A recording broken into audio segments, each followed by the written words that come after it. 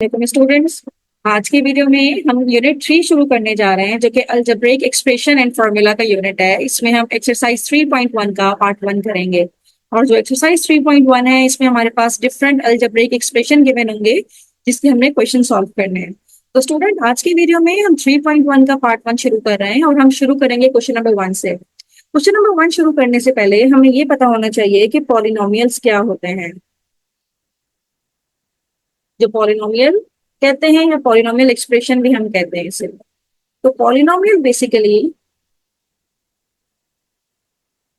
Basically हमारे पास वो expression होती हैं जिसमें सपोज एक्स की हमारे पास कोई यहाँ पे पावर है तो इसकी पावर होल नंबर पे होनी चाहिए। जिस तरह ये हमारे पास पावर है, ये होल नंबर पे पावर है। अब होल नंबर कौन से होते हैं? होल नंबर मेरे पास वो सेट होता है यानी कि 0, 1, 2, 3 इस तरह के नंबर्स होते हैं मेरे पास। यानी कि यहाँ पे कोई फ्रैक्शन नहीं आनी चाहिए, यहाँ पे कोई हमारे पास कोई रेडिकल साइन नहीं आना चाहिए। यानी कि पॉलिनोमियल हमारे पास वो पावर्स हैं, यहाँ पे वो एक्सप्रेशन है जहाँ पे जो exponent is a positive integer. कि ये पावर जो है ये इसकी पॉजिटिव इंटीजर होती है या जीरो भी हो सकती है। सपोज मैं यहाँ पे लिखती हूँ 4, सिर्फ 4 लिख दिया मैंने, तो 4 भी एक पॉलिनोमियल है क्योंकि इसमें x की पावर 0 है। यहाँ पे जो x लिखा हुआ है इसकी पावर 0 है, तो इसका मतलब है 4 भी एक पॉलिनोमियल है। लेकिन ऐसी फ्रैक्शन या ऐसी मेरे पास कोई भी एक्सप्रेशन हो जिसपे पावर हो 1/2, जैसे मेरे पास पावर है, या मेरे पास कुछ इस तरह से लिखा हुआ है जैसे x की पावर 1/3 लिखा हुआ है। अगर कहीं पे इस तरह की पावर आ जाए जो कि होल नंबर की नहीं हो तो वो पॉलिनोमियल नहीं कहलाते। राइट? तो अगर आपको ये डेफिनेशन समझ में आ गई है पॉलिनोमियल की, तो वो आप क्वेश्चन नंबर 1 आप इजीली सॉल्व कर लेंगे। तो क्वेश्चन नंबर 1 में हम देखते हैं क्या है हमारे पास, कि हमने बताना है कि जो फॉलोइंग अलजेब्रिक एक्सप्रेशन है वो पॉलिनोमियल है या नहीं है। तो सबसे पहले नंबर 1 हम देखते हैं कौन है। ये है मेरे पास 2x² माइनस 1/√x। अब स्टूडेंट, जो मैंने अभी आपको डेफिनेशन बताई है पॉलिनोमियल की, उसमें मैंने ये बताया था कि x की पावर मेरे पास होल नंबर में होनी चाहिए। राइट? तो यहाँ पे अगर मैं देखूं, ये तो 2x² सही है, लेकिन यहाँ पे ये जो x की पावर है ये अंडर रूट है। अंडर रूट का मतलब है पावर 1/2, और पावर 1/2 का मतलब ये है कि यहाँ पे अगर मैं इसको ऊपर लेके जाऊं तो ये x की पावर -1/2 आ जाएगा। जब x की पावर -1/2 है तो ये मेरे पास होल नंबर तो नहीं है, ये फ्रैक्शन में है। तो इसका मतलब है this is not a polynomial. तो हम इस तरह से लिखेंगे कि this is not a polynomial. Right? अब नेक्स्ट की बात करते हैं नंबर 2 की। तो क्वेश्चन नंबर 1 में जो पार्ट 2 है इसमें मेरे पास जो एक्सप्रेशन गिवन है ये है 6x³ -4x² -5x।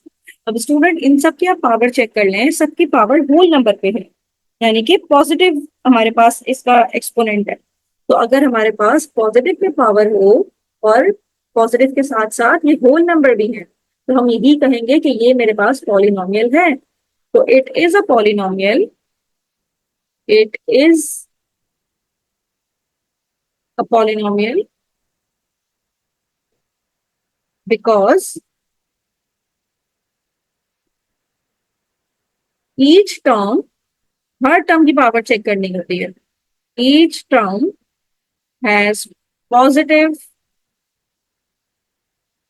Positive integral exponent.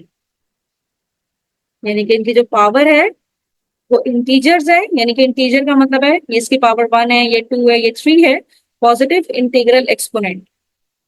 तो इस तरह से हम इसका आंसर लिखेंगे। राइट? अब नंबर 3 देख लेते हैं। क्वेश्चन नंबर 1 में पार्ट 3 मेरे पास क्या है? पार्ट 3 में मेरे पास है,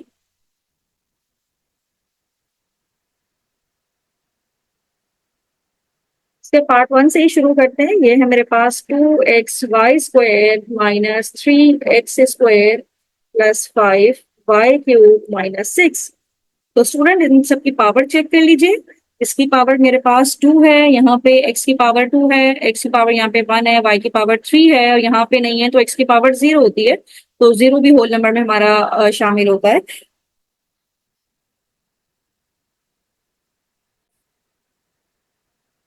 तो स्टूडेंट, इसकी सारी पावर्स ही मेरे पास होल नंबर पे हैं, तो इसका मतलब है दिस इज पॉलिनोमियल। तो नंबर 1 मेरे पास हो गया पॉलिनोमियल। नंबर 2 का चेक कर लेते हैं। पार्ट नंबर 2 है हमारे पास, जिसमें है 3x y⁻²। अभी 3x y⁻², मैंने आपको बताया था कि अगर पावर नेगेटिव में है तो वो मेरे पास पॉलिनोमियल नहीं है। तो इसकी पावर नेगेटिव में है तो ये मेरे पास पॉलिनोमियल नहीं कहलाएगा, क्योंकि इसकी पावर नेगेटिव में है। पॉलिनोमियल होने के लिए पॉजिटिव पावर होनी चाहिए और पॉजिटिव होल नंबर होना चाहिए। So this is not polynomial. Number 3। Number 3 हमारे पास है, और इसमें है 6x² - 10x + x - √5। अब स्टूडेंट इस पे आप चेक कर लीजिए। इस पे मेरे पास जो वेरिएबल है, यहाँ वेरिएबल की पावर 2 है, यहाँ वेरिएबल की पावर 1 है, यहाँ भी वेरिएबल की पावर 1 है। अब √45 है, 45 की पावर 1/2 है, लेकिन कोई वेरिएबल तो नहीं है ना, कोई एक्स की पावर तो नहीं है, ये एक्स तो नहीं है इसके अंदर। तो वो तो कांस्टेंट हुआ मेरे पास, √45 का नंबर, कोई आंसर भी कोई नंबर नहीं आएगा। तो मैंने सिर्फ वेरिएबल की पावर चेक करनी है। यहाँ वेरिएबल की पावर 2 है, यहाँ वेरिएबल की पावर 1 है, यहाँ भी वेरिएबल की पावर 1 है। यानी कि वेरिएबल मेरे पास सारे ही पॉजिटिव है और इंटीजर्स हैं। तो इसका मतलब है this is also a polynomial. Constant की आप पावर चेक ना करें, कांस्टेंट तो एक कांस्टेंट नंबर है। कांस्टेंट का अगर पावर कुछ भी है तो कांस्टेंट को कोई प्रॉब्लम नहीं है पॉलिनोमियल होने में, लेकिन वेरिएबल की हमने पावर चेक करनी है। नाउ मूविंग टुवर्ड नंबर 4, और नंबर 4 में मेरे पास है 5 √x - x + 5x²। तो अब आप ये देख लीजिए, इसमें x की पावर है 1/2, क्योंकि अंडर रूट का मतलब है पावर 1/2। इसमें x की पावर 1 है और सेकंड में x की पावर 2 है। तो इस टर्म की वजह से हम ये लिखेंगे कि this is not a polynomial, क्योंकि यहाँ पे x की पावर पॉजिटिव होल नंबर नहीं है, फ्रैक्शन में आ रही है। So this is not a polynomial, right. Now moving toward next, number 5। Number 5 है मेरे पास 2/x+2। अब स्टूडेंट 2/x+2 यहाँ पे लिखा हुआ है। अगर मैं इसको सिंप्लीफाई करूँ, न्यूमरेटर में लेके जाऊं, तो ये पूरा फैक्टर ऊपर आ जाएगा न्यूमरेटर में, और इसकी पावर यहाँ पे प्लस थी, जब ऊपर आएगा तो ये -1 हो जाएगी। ये पावर +1 थी, जब ये ऊपर जाएगा तो पावर -1 होगी, और जब ये ब्रैकेट में खुलेगा तो x के ऊपर -1 पावर आ जाएगी। तो जब x के ऊपर नेगेटिव आ जाता है हमें, तो हम लिखेंगे कि दिस इज नॉट पॉलिनोमियल। तो ये मेरे पास पॉलिनोमियल नहीं कहलाएगा, क्योंकि इसमें x की पावर नेगेटिव में आ रही है हमारे पास। Now moving toward next, number 6। और नंबर 6 में हमारे पास, पार्ट 6 में जो हमारे पास गिवन है, ये है 2/x + x³ - 2। अब पार्ट 6 में भी ये जो मेरे पास डिनोमिनेटर में लिखा हुआ है x, जब ये न्यूमरेटर में जाएगा तो इसकी पावर यहाँ पे +1 है, ऊपर जाके इसकी पावर -1 हो जाएगी। तो हम इसको इस तरह से लिख सकते हैं, 2x की पावर -1, क्योंकि नीचे x की पावर +1 थी, न्यूमरेटर में जाएगा तो x की पावर -1 हो जाएगी। और ये वाली तो x³ ही है, x की पावर 3, और -2 यहाँ पे x की पावर 0। अब ये पावर -1 की वजह से हम लिखेंगे नॉट पॉलिनोमियल, क्योंकि पॉलिनोमियल की डेफिनेशन ये है कि इसमें x की पावर हमारे पास पॉजिटिव होनी चाहिए और होल नंबर होनी चाहिए। 0 तो होल नंबर है, 3 भी होल नंबर है, लेकिन ये नेगेटिव में है, तो इस वजह से दिस इज नॉट पॉलिनोमियल। तो इस तरह से हमने क्वेश्चन नंबर 1 में सब बता दिया कि कौन से पॉलिनोमियल थे और कौन से नहीं थे। Now moving toward question number 2। अब स्टूडेंट क्वेश्चन नंबर 2 में हमने ये बताना है कि जो गिवन अलजेब्रिक एक्सप्रेशन है ये रैशनल है या नहीं है। तो स्टूडेंट रैशनल होने के लिए हमारे पास न्यूमरेटर में भी पॉलिनोमियल होना चाहिए और डिनोमिनेटर में भी एक पॉलिनोमियल होना चाहिए। और पॉलिनोमियल की डेफिनेशन तो आपको पता है, जो हमने अभी सीखी है। पॉलिनोमियल ये है कि इनकी जो पावर्स हैं वो पॉजिटिव होल नंबर होनी चाहिए, नेगेटिव में या फ्रैक्शन में नहीं होनी चाहिए, न्यूमरेटर में भी और डिनोमिनेटर में भी। तो अगर न्यूमरेटर में भी पॉलिनोमियल है, डिनोमिनेटर में भी पॉलिनोमियल है, तो वो हमारे पास रैशनल एक्सप्रेशन कहलाती है। और अगर तो किसी भी एक जगह पे पॉलिनोमियल नहीं है, कोई पावर में नेगेटिव है या पावर में हमारे पास फ्रैक्शन है, तो वो फिर पॉलिनोमियल नहीं होगी। तो कहीं पे भी, चाहे न्यूमरेटर में या डिनोमिनेटर में, अगर पॉलिनोमियल ना हो तो वो फ्रैक्शन रैशनल नहीं कहलाएगी। तो हम शुरू करते हैं इसके पार्ट वन से और देखते हैं कि वो हमारे पास रैशनल एक्सप्रेशन है या नहीं है। तो इसका पार्ट वन हम शुरू करते हैं। पार्ट वन में हमारे पास जो एक्सप्रेशन हमें गिवन है, इसमें है न्यूमरेटर में x square plus 2x plus 3, और डिनोमिनेटर में मेरे पास x-4।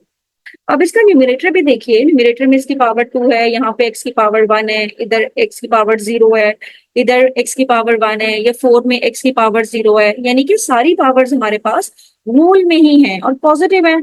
तो हम ये कहेंगे कि ये जो मेरे पास एक्सप्रेशन है, ये रैशनल एक्सप्रेशन है। This is called rational expression. क्यों? क्योंकि इसमें सारी पावर्स जो है हमारे पास न्यूमरेटर में भी पॉलिनोमियल है और डिनोमिनेटर में भी पॉलिनोमियल है, और जब दोनों जगह पे पॉलिनोमियल होंगे तो हम कहेंगे कि वो एक्सप्रेशन हमारे पास रैशनल एक्सप्रेशन कहलाएगी। अब इसी का पार्ट टू देख लेते हैं। पार्ट टू में हमारे पास है x square plus 5 under root x minus 2x, और डिनोमिनेटर में जो एक्सप्रेशन है ये है 3x square plus 5x plus 4। अब इसका न्यूमरेटर चेक कीजिए स्टूडेंट। न्यूमरेटर में इसकी जो पावर है ये 1/2 है, क्योंकि ये x को हम इस तरह से, अंडर रूट है तो अंडर रूट का मतलब है पावर 1/2। तो न्यूमरेटर में मेरे पास x की पावर 1/2 आ गई, जो कि होल नंबर नहीं है, ये फ्रैक्शन में आ गई है। डिनोमिनेटर तो ठीक है, लेकिन इस न्यूमरेटर में इस टर्म की वजह से ये मेरे पास रैशनल नहीं होगा। This is not a rational fraction, not rational expression, right. तो इस तरह से हम अपने आंसर्स करेंगे, चेक करेंगे न्यूमरेटर को भी और डिनोमिनेटर को भी,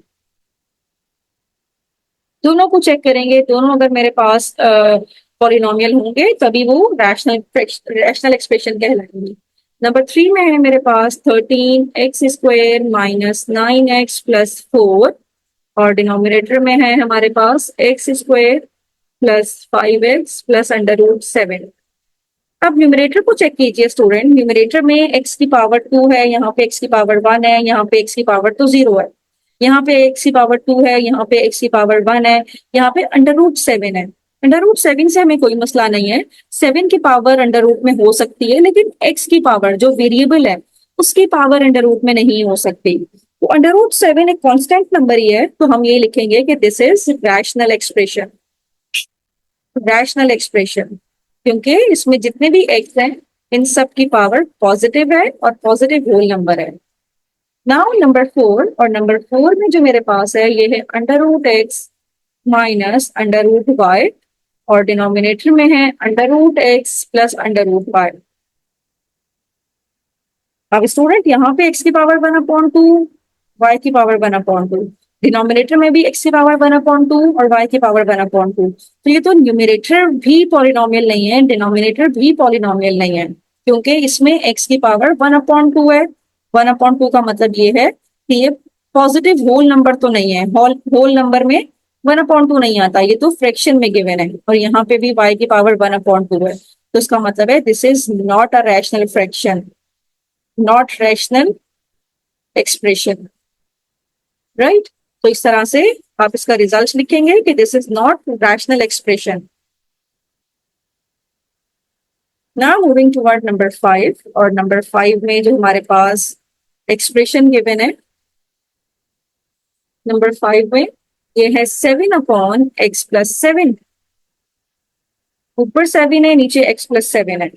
तो स्टूडेंट ऊपर वाला तो मेरे पास ठीक है, क्योंकि इसके साथ x की पावर 0 ही होती है, तो कोई मसला नहीं, लेकिन डिनोमिनेटर भी मेरे पास x की पावर 1 ही है।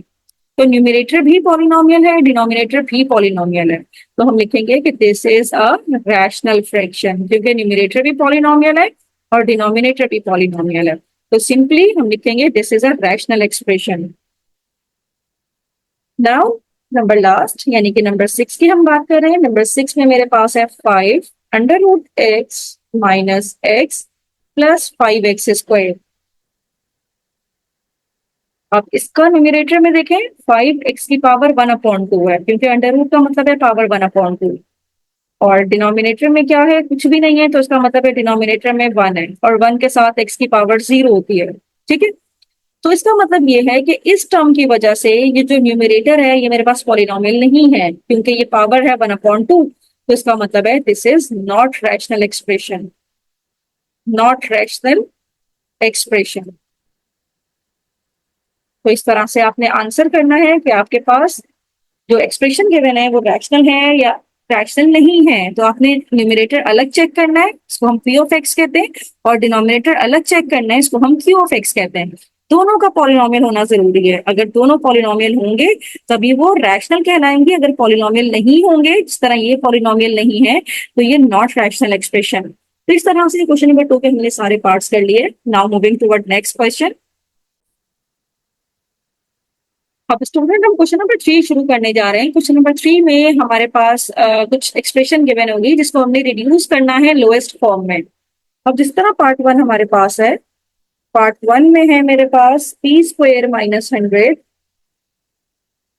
और डिनोमिनेटर में है पी स्क्वेयर प्लस 10। हमने कोशिश ये करनी है कि हमारे पास ये इतना रिड्यूस हो जाए कि इसके बाद कोई भी कॉमन फैक्टर ना निकले।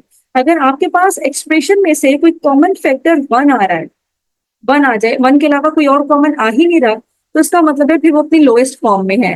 लेकिन यहाँ पे अगर मैं चेक करूं, यहाँ पी स्क्वायर माइनस 100 है, यहाँ पे पी स्क्वायर प्लस 10 है। अगर मैं इसको रिड्यूस करूं, रिड्यूस हम इसको बहुत से तरीकों से कर सकते हैं, मतलब बहुत से ऑप्शंस हो सकते हैं। पहले आप चेक कर लें कि कहीं इनमें कुछ कॉमन तो नहीं आ रहा। अगर दोनों फ्रैक्शन में या दोनों न्यूमरेटर में भी डिनोमिनेटर में भी अगर कुछ कॉमन आ रहा है तो आप कॉमन लेके कैंसिल आउट कर सकते हैं। या कॉमन नहीं आ रहा तो आप उसको डिवाइड भी करवा सकते हैं। जिस तरह ये पी स्क्वायर प्लस 10 है, कॉमन तो कुछ नहीं आ रहा। ये पी स्क्वायर माइनस 100 है, इसमें से भी कॉमन कुछ नहीं आ रहा। लेकिन अगर मैं ये चेक करूं तो ये मेरे पास एक इम्प्रॉपर फ्रैक्शन है, यानी कि न्यूमरेटर में मेरे पास बड़ा नंबर है। तो न्यूमरेटर में अगर मेरे पास बड़ा नंबर है तो उसको अगर मैं डिवाइड फॉर्म में लिखूं तो ये होगा पी स्क्वायर माइनस 100, और ये पी स्क्वायर प्लस 10 बाहर आ जाएगा। तो पी स्क्वायर प्लस 10 को अगर मैं 1 से मल्टीप्लाई करूं तो मेरे पास आएगा पी स्क्वायर प्लस 10, और डिवाइड करें तो इनके साइन चेंज हो जाते हैं, ये तो कैंसिल आउट हो जाएगा, ये माइनस माइनस प्लस हो जाएगा, साइन आएगा माइनस का, तो 110 मेरे पास बच जाएगा। और इसको हम किस तरह से लिखेंगे, जो ये क्वोशंट है ये मेरे पास आ जाता है होल नंबर पे, और साथ में -110 अपॉन पी स्क्वायर प्लस 10। तो ये मेरे पास इसका सिंप्लीफाइड आंसर है, इससे ज्यादा सिंप्लीफाई ये हो नहीं सकता। तो हमने ये चेक करना है कि किस तरह से हम इसको सिंप्लीफाई करवा सकते हैं। अगर कॉमन आ रहा है तो कॉमन लीजिए, कॉमन नहीं आ रहा तो आप इस तरह से, अगर इम्प्रॉपर फ्रैक्शन है, न्यूमरेटर अगर आपके पास छोटा नंबर है, डिनोमिनेटर बड़ा नंबर है, तो आप उसको इस तरह से भी मल्टीप्लाई करवा सकते हैं। डिनोमिनेटर मेरे पास यहाँ पे छोटा है, न्यूमरेटर मेरे पास बड़ा है। ठीक है, तो इस तरह से आप इसको डिवाइड फॉर्म में, फिर यहाँ पे जो 1 ऊपर क्वोशंट में आता है, यानी कि आंसर में 1 आता है, इसको हम होल में लिखते हैं, और माइनस जो रिमाइंडर आता है 110 इसको न्यूमरेटर में लिखते हैं, और जो यहाँ पे डिवाइजर होता है वो इसके डिनोमिनेटर में जाता है। तो इस तरह से हम इसको रिड्यूस कर सकते हैं। नाउ नंबर 2 में मेरे पास न्यूमरेटर में है 3ab माइनस 3a² और डिनोमिनेटर में है 3a² प्लस 6ab और प्लस 3ab²। अब स्टूडेंट यहाँ से तो आपको क्लियरली नजर आ रहा है कि हम कुछ कॉमन ले सकते हैं। अब न्यूमरेटर से भी अगर मैं 3a, क्योंकि 3a यहाँ पे भी है, 3a यहाँ पे भी है, अगर मैं 3a कॉमन ले लूं तो पहली टर्म में से क्या बचेगा, 3a कॉमन लिया हुआ है तो सिर्फ b बच जाएगा, तो यहाँ पे आ जाएगा b माइनस, यहाँ पे a की पावर 2 है, हमने a की पावर 1 बाहर निकाली हुई है, तो यहाँ पे सिर्फ 1 पावर रह जाएगी। तो आप इसको रीचेक भी कर सकते हैं। अब दोबारा से मल्टीप्लाई करवाइए, 3ab पहली टर्म बननी चाहिए, बीच में माइनस का साइन आना चाहिए, और 3a 2a है तो a² सेकेंड टर्म बननी चाहिए। और डिनोमिनेटर से भी हम 3a कॉमन ले लेते हैं, तो यहां से मेरे पास सिर्फ a बचेगा। सेकेंड टर्म में ये 6 है, हमने 3 कॉमन लिया हुआ, तो 3 2s are 6, और यहाँ पे p आ जाएगा। और थर्ड टर्म में 3a तो कॉमन लिया हुआ है, सिर्फ b² रह जाएगा। आप जब कॉमन ले लिया करें तो उसको मल्टीप्लाई करके चेक भी क्या करें कि वापस से वही टर्म्स बन रही हैं या नहीं बन रही। 3a² plus 3 2 6ab plus 3ab², तो ये 3a से 3a तो कैंसिल आउट हो गया। हमारे पास क्या रह गया, न्यूमरेटर में रह गया b माइनस ए, और डिनोमिनेटर में रह गया a plus 2b plus b square. इस तरह से b माइनस ए और डिनोमिनेटर में a square plus 2b plus b square. तो यही मेरे पास इसकी रिड्यूस टर्म है, मतलब सबसे लोएस्ट टर्म यही है। इसके बाद ना इसमें से कुछ कॉमन आ रहा है, ना हम इसको फर्दर सिंप्लीफाई कर सकते हैं। नाउ मूविंग टुवर्ड नंबर 3, और नंबर 3 में जो मेरे पास गिवन है ये है a माइनस बी, साथ में ये मल्टीप्लाई हो रहा है, डिनोमिनेटर में है a प्लस बी, और मल्टीप्लाई किससे हो रहा है, ए स्क्वायर प्लस ए बी, और डिनोमिनेटर में मेरे पास है 2a square minus 2b square. Right, तो हमने इसको सिंप्लीफाई करना है। तो स्टूडेंट इसको सिंप्लीफाई करने के लिए हम ये करते हैं, यहाँ से तो कुछ कॉमन नहीं आ रहा, ये जो उसकी पहली टर्म लिखी है ये हमने एज इट इज लिख दी, a माइनस बी और a प्लस बी। लेकिन जो ये सेकंड टर्म है, देखिए इसमें भी a है इसमें भी a है, तो एक a कॉमन आ रहा है, तो यहाँ पे क्या बच जाएगा a, और यहाँ से क्या बचेगा, सिर्फ b, क्योंकि a हमने कॉमन लिया है। और डिनोमिनेटर से 2 दोनों में है, तो हम 2 निकाल सकते हैं, और अंदर बचेगा a स्क्वायर और इस तरफ बचेगा b स्क्वायर। अब ये a प्लस बी का पूरा फैक्टर इससे कैंसिल आउट हो जाएगा, क्योंकि ऊपर a प्लस बी है और डिनोमिनेटर में भी a प्लस बी है। तो अगले स्टेप में हमारे पास यहाँ पे रह जाएगा a माइनस बी, और डिनोमिनेटर में एक a यहाँ पे भी है, तो इस a को हम इससे बाहर लाके मल्टीप्लाई करवा देते हैं, और डिनोमिनेटर में है 2a square minus b square. तो स्टूडेंट यहाँ पे हमारे पास एक फॉर्मूला होता है, अगर आपको याद हो, कि we know that a square minus b square किसके इक्वल होता है, एक फैक्टर आता है a प्लस बी और एक फैक्टर आता है a माइनस बी। तो ये फॉर्मूला हम यहाँ पे इम्प्लीमेंट करेंगे, ये है a माइनस बी, और डिनोमिनेटर में जो है a square minus b square की जगह पे आ जाएगा a प्लस बी, और मल्टीप्लाई होगा साथ में a माइनस बी। अब ये a माइनस बी का फैक्टर इससे कैंसिल आउट हो जाएगा, तो मेरे पास क्या रह जाएगा, just a upon 2a plus b. अब इससे ज्यादा सिंप्लीफाई ये हो नहीं सकती, तो ये लोएस्ट फॉर्म है, तो यही हमारे पास इसका फाइनल रिजल्ट है। तो इस तरह से हमने देखना है, अगर कहीं फॉर्मूला इंप्लीमेंट हो रहा है तो हम फॉर्मूला इंप्लीमेंट करेंगे। नाउ नंबर 4, और यहाँ पे है मेरे पास x प्लस वाई का स्क्वायर माइनस जेड स्क्वायर, और डिनोमिनेटर में है मेरे पास x plus y plus z. तो स्टूडेंट यहाँ पे भी एक फॉर्मूला इंप्लीमेंट हो रहा है, यही वाला a स्क्वायर। अब देखें इस पूरे को आप a ले लें, तो अगर मैं इस पूरे को a ले लूं तो a स्क्वायर बीच में माइनस है और ये b स्क्वायर, तो दोबारा से a square minus b square बन गया। और ये किसके इक्वल है, ये इक्वल होता है a प्लस बी और a माइनस बी के। राइट, अब पूरी जो a की टर्म है ये मेरे पास है एक्स स्क्वायर,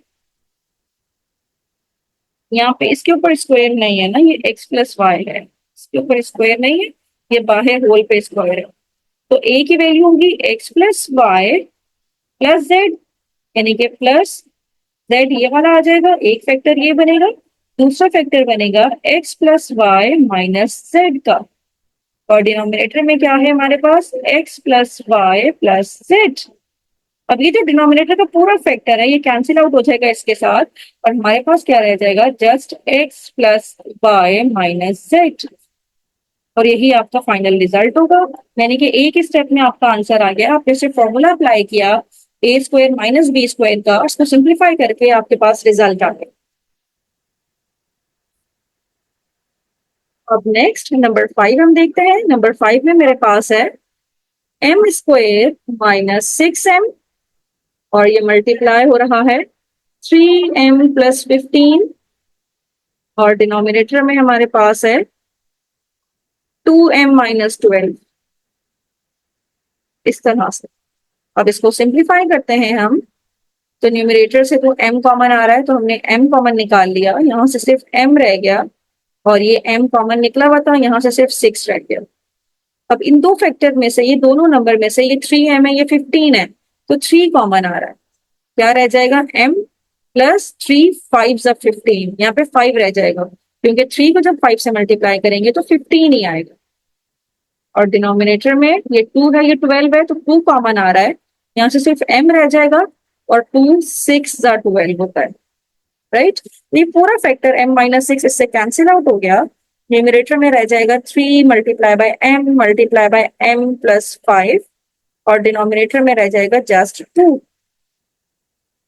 तो यही मेरे पास इसका लोएस्ट फॉर्म है, इसके बाद ये फर्दर सिंप्लीफाई नहीं हो सकता। This is the reduced form. तो इस तरह से हमने इसका पार्ट 5 भी सॉल्व कर लिया। Now moving toward the next part, और ये है मेरे पास पार्ट 6। और पार्ट 6 में हमारे पास क्या गिवन है, ये है 4t² माइनस 36t प्लस 80 और डिनोमिनेटर में है हमारे पास 4t माइनस t² और साथ में है 5 माइनस t। अब हमने इसको सॉल्व करना है। अब स्टूडेंट यहाँ पे देखें तो न्यूमरेटर में हमारे पास 4 कॉमन आ रहा है, 4 यहाँ पे भी है, ये 36 भी 4 में ब्रेक होता है, 80 भी 4 में ब्रेक होता है, तो हमने 4 कॉमन ले लिया। यहाँ पे t² माइनस, अब 36 4 के टेबल में कब आता है, 4 9 जा 36, 4 2 जा 8 और साथ में 0, 4 20 जा 80 होता है। यहाँ से t कॉमन आ रहा है तो हमने t कॉमन ले लिया और अंदर रह गया 4 माइनस t और साथ में ये है 5 माइनस t। अब स्टूडेंट कुछ कट नहीं रहा, यहाँ पे ये वाले टर्म देखिए, इसमें मिडिल टर्म को हम ब्रेक कर सकते हैं। अब ये जो 20 है, अगर मैं 20 का एलसीएम लूं तो 2 10 जा 20, 2 5 जा 10, 5 1 जा 5, 2 2 जा 4 होता है और ये है 5, तो 5 प्लस 4 करें तो 9 बनता है हमारे पास। तो हम इसके मिडिल टर्म को ब्रेक करेंगे, यानी कि 4t माइनस 5t। अब इसको आप चेक भी कर सकते हैं कि आपने सही ब्रेक की है या नहीं की। किस तरह से चेक करेंगे, -4 माइनस 5t, तो -90 ही बनना चाहिए, तो -90 बन रहा है, तो इसका मतलब है हमने सही ब्रेक की है। अब यहां से हम कॉमन ले लेते हैं न्यूमरेटर में से, डिनोमिनेटर तो एज इट इज साथ साथ ही चल रहा है। अब यहां से अगर मैं कॉमन ले लूं, इन दो टर्म में से t कॉमन आ रहा है और यहाँ पे सिर्फ t रह जाएगा और यहाँ से 4 रह जाएगा, तो ये हो गया t माइनस 4। अब इन दो टर्म में से मैं -5 कॉमन ले लूं तो पहली टर्म में t रह जाएगा, ये प्लस का साइन था, मैंने माइनस कॉमन लिया हुआ है, तो माइनस यहाँ पे रहेगा और 5 हमने कॉमन लिया हुआ है, 5 4 40 होता है, तो ये भी t माइनस 4 आ जाएगा। और डिनोमिनेटर एज इट इज चल रहा है अभी साथ में, t 4 माइनस t और साथ में 5 माइनस t। फर्दर सिंप्लीफाई करते हैं इसको।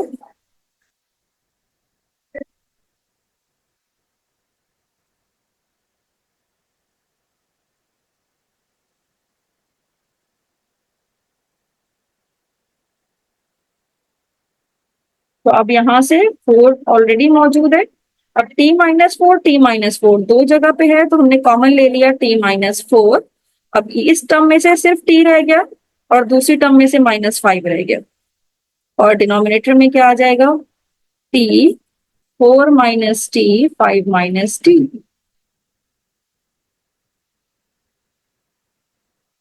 अब स्टूडेंट ये t-4 है, ये 4 माइनस t है, तो आप या तो इसको 4 माइनस t बना लें या इसको t-4 बना लें। हम किस तरह से इसको बना सकते हैं, हम डिनोमिनेटर वाली टर्म्स को बना लेते हैं। t-5 है तो यहाँ पे t है, अब मुझे t को पॉजिटिव करना है क्योंकि यहाँ पे t पॉजिटिव है, तो मैं माइनस कॉमन ले लूंगी। माइनस कॉमन लूंगी तो t पॉजिटिव हो जाएगा क्योंकि माइनस माइनस प्लस, और 4 नेगेटिव हो जाएगा, राइट। और इसी तरह एक और माइनस कॉमन लूंगी, एक माइनस तो ये कॉमन लिया, एक और माइनस में कॉमन लूंगी। अब इसमें t पहले लिखेंगे हम क्योंकि t पॉजिटिव हो जाएगा और 5 नेगेटिव हो जाएगा, लेकिन इससे कोई फर्क ही नहीं पड़ा क्योंकि माइनस माइनस तो प्लस ही हो जाता है, तो इससे कोई खास फर्क नहीं पड़ा हमारे पास, तो हम इसको प्लस कर देंगे। अब ये t-4 से कैंसिल हो गया, t-5 से कैंसिल हो गया, हमारे पास सिर्फ 4/t रह गया, राइट। और माइनस माइनस तो प्लस ही हो गया यहाँ पे, तो ये जो मेरे पास रिजल्ट है 4/t, ये मेरे पास इसका फाइनल रिजल्ट आ गया है। तो स्टूडेंट देखा हमने किस तरह से इसको सिंप्लीफाई किया, फॉर्मूला अप्लाई किया, मिडिल टर्म इसमें ब्रेक की, तो जो जो स्टेप्स इसमें पॉसिबल है आप इसमें वो स्टेप करें और उसको रिड्यूस फॉर्म में लेके आए। रिड्यूस फॉर्म का मतलब है कि इसके बाद इसमें फर्दर सिंप्लीफिकेशन पॉसिबल नहीं होगी। ये सबसे लोएस्ट फॉर्म है इसकी। अब इसके बाद हम यहाँ पे नेक्स्ट शुरू करते हैं नंबर 7 पार्ट इसका। नंबर 7 पार्ट में है x square minus 2x minus 3 और डिनोमिनेटर में है x square minus x minus 2। अब यहाँ पे न्यूमिनेटर को भी ब्रेक करना पड़ेगा, डिनोमिनेटर को भी ब्रेक करना पड़ेगा। 3 1 जा 3 होता है, तो यहाँ पे हम ब्रेक कर देते हैं माइनस 3x प्लस एक्स में। Minus 3x plus 1x is minus 2x। और डिनोमिनेटर में भी इसको ब्रेक कर दें हम, 2 1 जा 2 यानी कि माइनस 2x में प्लस 1x करेंगे तो माइनस 1x ही आएगा। इस तरह से हमने ब्रेक कर दिया। अब दो टर्म में से x कॉमन आ रहा है, यहाँ पे सिर्फ x रह जाएगा। यहाँ पे हमने x कॉमन लिया हुआ है, माइनस 3 रह जाएगा। अब इन दो टर्म में से कुछ भी कॉमन नहीं आ रहा, तो हमने 1 कॉमन निकाल लिया, 1 यहाँ पे x माइनस 3 इसी तरह से रहेगा। और डिनोमिनेटर में इन दो टर्म में से x कॉमन आ रहा है, यहाँ पे x रहेगा और इस टर्म में से माइनस 2 बच जाएगा। फिर 1 कॉमन आएगा और यहाँ पे x माइनस 2। अब न्यूमरेटर के दोनों टर्म में x माइनस 3 है, तो हमने x माइनस 3 को कॉमन ले लिया। यहाँ से सिर्फ x रह गया और यहाँ से प्लस 1 रह गया। और डिनोमिनेटर से भी x माइनस 2 दोनों में था, तो x माइनस 2 हमने कॉमन ले लिया। इस टर्म में से x रह गया और इस टर्म में से प्लस 1 रह गया। तो x प्लस 1 से तो कैंसिल आउट हो गया। हमारे पास क्या रह गया, न्यूमरेटर में x माइनस 3 और डिनोमिनेटर में रह गया x माइनस 2। डिनोमिनेटर में x माइनस 2, तो ये x minus 3 upon x minus 2 ही इसकी सिंप्लीफाइड फॉर्म है। इससे ज्यादा सिंप्लीफाई ये हो नहीं सकता, क्योंकि अब इसमें से सिर्फ 1 कॉमन आ रहा है, 1 के अलावा कुछ भी कॉमन नहीं आ रहा, तो हम कहेंगे भाई यही हमारा आंसर है। तो 7 तक हमारे काम हो गया है। अब 8 शुरू करते हैं, पार्ट 8। पार्ट 8 में मेरे पास एक्सप्रेशन है 4x square plus 24x plus 36 और डिनोमिनेटर में है 3x स्क्वायर माइनस 27। अब न्यूमरेटर में से मेरे पास 4 कॉमन आ रहा है, तो यहाँ से हम 4 कॉमन ले लेंगे और अंदर क्या रह जाएगा, एक्स स्क्वायर। 24 में से अगर 4 कॉमन ले लें तो 4 6 जा 24, 6x। अब 36 में से अगर हम 4 कॉमन ले लें तो 4 9 जा 36 होता है।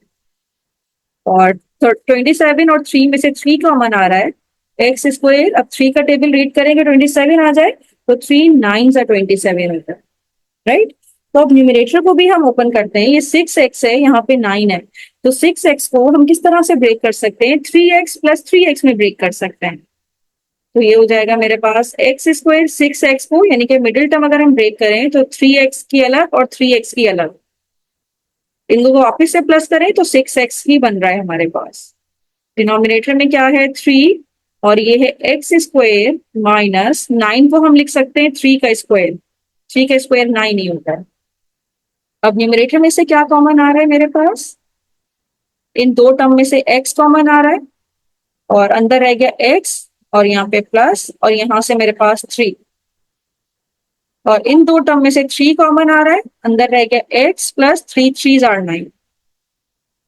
और डिनोमिनेटर में ये 3 है। अब यहाँ पे अगेन फॉर्मूला हम यूज करेंगे a square minus b square. We know that a square minus b square किसके इक्वल है, a प्लस बी के और a माइनस बी के। तो अब a की जगह पे x है, b की जगह पे 3 है, तो ये हो जाएगा x प्लस 3 और x माइनस 3। हमने फॉर्मूला ब्रेक कर दिया a square minus b square का। नाउ नेक्स्ट,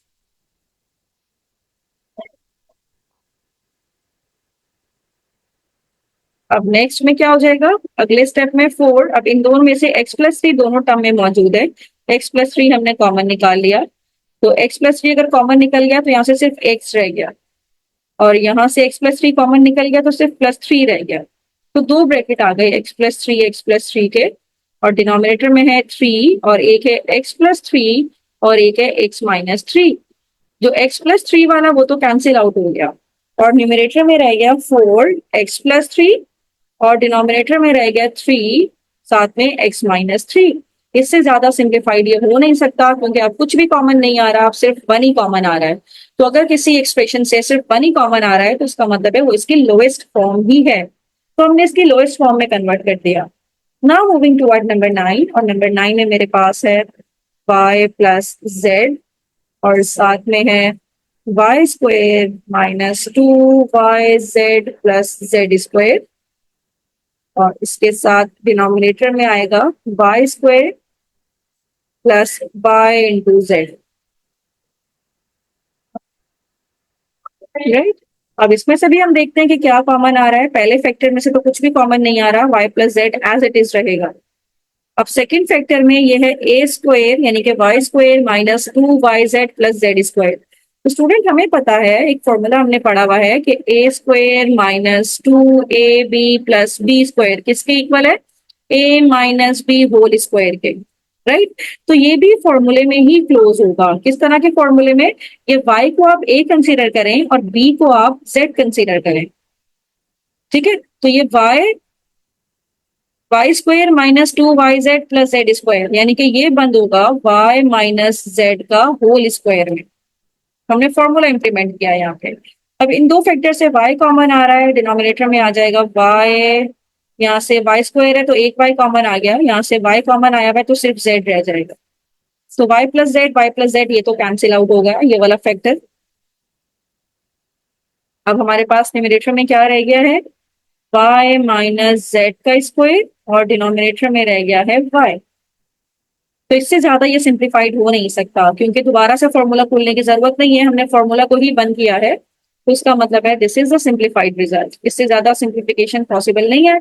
तो इस तरह से हमने इसके सारे पार्ट्स कर लिए, 9 पार्ट्स तक ही थे, तो हमने इसके 9 पार्ट्स तक सारे ही रिड्यूस करके दिखा दिए लोएस्ट फॉर्म में। तो स्टूडेंट इस वीडियो में हमने क्वेश्चन नंबर 1 के सारे पार्ट्स किए, क्वेश्चन नंबर 2 के सारे पार्ट्स किए, और क्वेश्चन नंबर 3 के भी सारे पार्ट्स कर लिए। किसी भी पार्ट में कोई प्रॉब्लम हो तो मुझे कमेंट बॉक्स में जरूर बताइए। नेक्स्ट वीडियो में हम क्वेश्चन नंबर 4 से अपना काम शुरू करेंगे। थैंक यू सो मच कि आपने एंड तक मेरी वीडियो देखी।